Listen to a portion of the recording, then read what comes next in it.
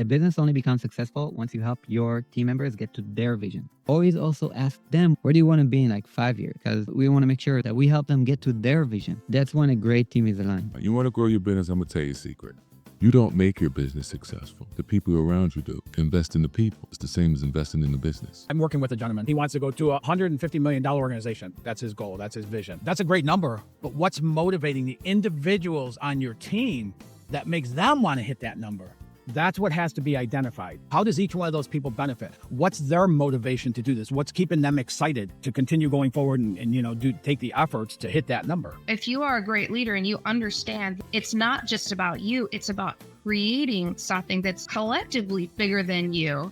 And so if you can actually upskill your team to be more effective at some things than you are, that's effective leadership. What in your experience is a secret to getting employees genuinely excited to come to work each day? If you like this video so far, please consider subscribing to the channel and leaving me a comment so I know to make more videos like this in the future. So the biggest thing you can do inside of your organization to make people genuinely excited to come to work every day is make them work on meaningful things and make them see the impact that they're having in the work. So they're not just a small wheel in the machine, they can actually have massive impact. Empower people that they can make their own decisions, that they can celebrate the successes. So how can I create culture where my employees take more ownership, feel more personally invested in the company's goal? I think the best way to make people have real ownership in business is to let them own it. For example, if you really delegate the task to somebody else and they have to figure it out and they can't come back with questions all the time, I ask people not to come back with questions or point out problems. I ask people if they come back with 2 possible solutions, because then they're forced to really think things through versus just quote unquote coming to daddy and ask hey, please help,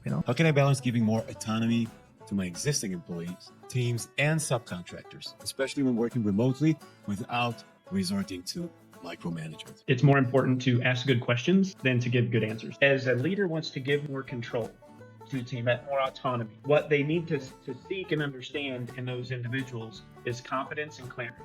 So they know what to do and they know how to do it. And you learn as a leader, if they know how, by asking those clarity-seeking questions. What do you see? What do you think? What do you intend to do? Is it the right thing to do? Is it the safe thing to do? If you don't hear the answers that you're looking for, that just means we need to spend a little more time together to set those expectations, to make sure that we're aligned on what the next steps are. And if you do that consistently over time, you can give more and more autonomy or more and more control. What would be an example of a motivation of someone on a team to hit the number of the organization? So when we host a session where it's with the sales manager, sales team, and it's okay, here's the objective, here's the vision to get to $150 million, and here's the impact and why and all that stuff. And now I want you guys to feed in on this. What do you see this organization going? What role do you want to play in that? What part would be exciting for you to get to be a part of this growth and see it happen? What would give you ownership? What would make you feel fulfilled? And so as we start doing that session, I don't have to guess, because each one of those people are going to give me feedback into that, what that is. And now I can take that all together and instead of having a personal vision for my business, I can have an organizational vision for my business. Looking at your what we will call your top talent, the people that you know that have the potential to grow and to learn and to lead, those are the people that you make a differentiated investment of your time and effort in. For example, you might have someone who is in sales now, but maybe what they really have an interest in is something else. So if you start giving them exposure to another area of the business and a chance to learn that part of the business, practice in that part of the business, you're actually helping them to grow their career. And that is an outstanding strategy for engaging your people. And when you really hammer into the hearts and souls and minds of people in your organization, what the mission, vision, and the values are, and people can make decisions without you. The animal kingdom is called emergence, where, for example, in anthill, there's 4 types of ants. There's workers, warriors, foragers. Yeah, I think that's the word. And when they meet each other on their ant pathways, they smell each other. And when the ratio's off, for example, there's not enough warriors anymore, then somebody who's a worker just switches to being a warrior because the ratio's off. So they intuitively know what to do without going back to headquarters or the queen, because they just know the vision and mission and the values and the rules are clear. And so it's easy for them to make these decisions. Good manager has to wear 4 different hats. First, you have to wear the hat of the leader and if they set expectations. The second one, you have to be the inspector and you have to inspect what you expect because people only respect what you inspect. The third one is the coach. And based on your inspection, you figure out what people can improve, right? And then you give them coaching and guidance, and you basically run from 1 to 3, these 3 hats. You do them over and over and over. And then once in a while, you put on the head of the judge and you deliver rewards or consequences. And the hats where I always messed up was the second one. I never inspected. I told people, I trust people, like, oh, you do this, and then the person does like work for 2 weeks, and then I see like put my hands on my head, like, oh my god, like, what is this? What did you do? So I like to have like a rule of thumb. If I give somebody a task, after 10% of the task is done, I like to kind of check in. When I helped organizations in bankruptcy get back to profitability, instead of spending an hour and a half, 5 days a week sitting in here talking about everything that's going wrong, let's start pointing out things that are going right.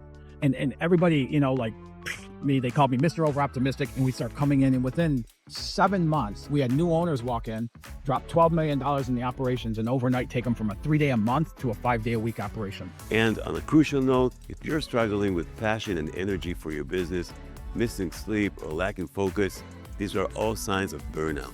In my experience, burnout is something almost every entrepreneur faces at some point. And if you're not ready, it can take you out.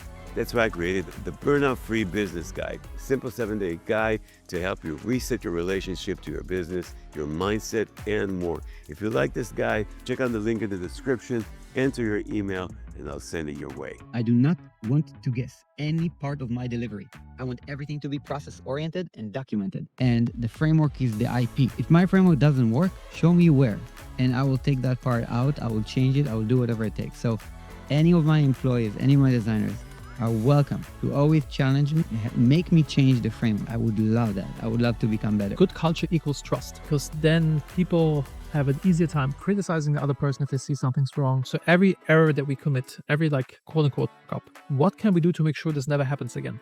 Because if we learn from this and we implement this, then we are a self-healing organism. We like remove the bugs of our operating system. You can only do this if you have trust in the company, because otherwise people will shove it under the rug, and this will create lots of problems down the line. I always tell people, you can mess up pretty much whatever you want to do. You will never get into trouble with me, but you get into real trouble if you're not adding your mess up into the error log, because then you're like viciously hiding things from me.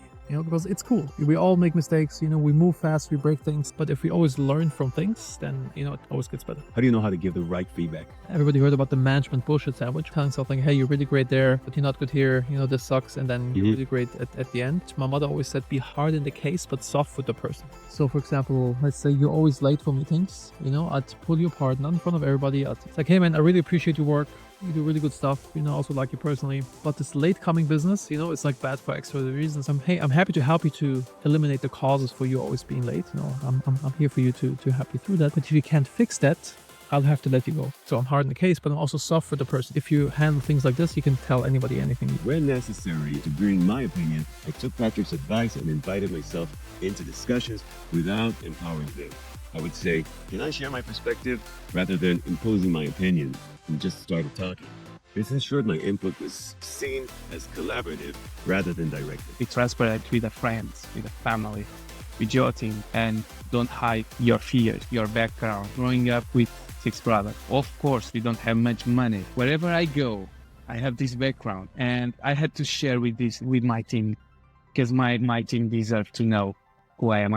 The 2 best tools to create vulnerability and realness inside of a company, inside of a team. One is the lifeline exercise, where people share the ups and downs in their life, like share for 20 minutes the story of somebody's life, and then for 20 minutes shared experiences, like, oh, I had a drug phase as well, or I lost my father when I was young as well. And the second one is the 3-to-1 exercise, where people share 3 things that happened in their life that massively impacted them, 2 people in their life, and 1 decision that they've made that really impacted their life. And often you see grown men cry like little kids when we do these things. And this is like this extreme bonding effect, because you really take off the mask and you are who you are. And it's not Stephen from marketing and Stephanie from accounting. It's Stephanie who also went through depression, and Stephen who also lost his father when he was young. So you really connect people on a deeper level, and this builds lots of trust. And I think trust equals good culture. How can I quickly spot strengths and weaknesses in a team member and coming in and ensure each person is in the right role, maximizing his or her capabilities and contribution? Because I had it wrong so many times. Spend as much time in the space where the work is done. And it's not to give direction, it's to be curious and watching how your process flows and how the team interacts with one another. And then you can start to detect the strengths and opportunities within the team. Who may be the natural leader? Who may be the natural coach? Who do people listen to and follow, right? Who is the deep thinker that provides valuable insight? Who is the person on the team who thinks of things in a different way that compels the team to a new and different standard? Hey, if today's conversation resonated with you, I also invite you to check out the next video or playlist to discover new strategies, get inspired, and find the guidance you need to reach your next business level without the burnout. Thank you for watching, and I can't wait to see you in the next episode.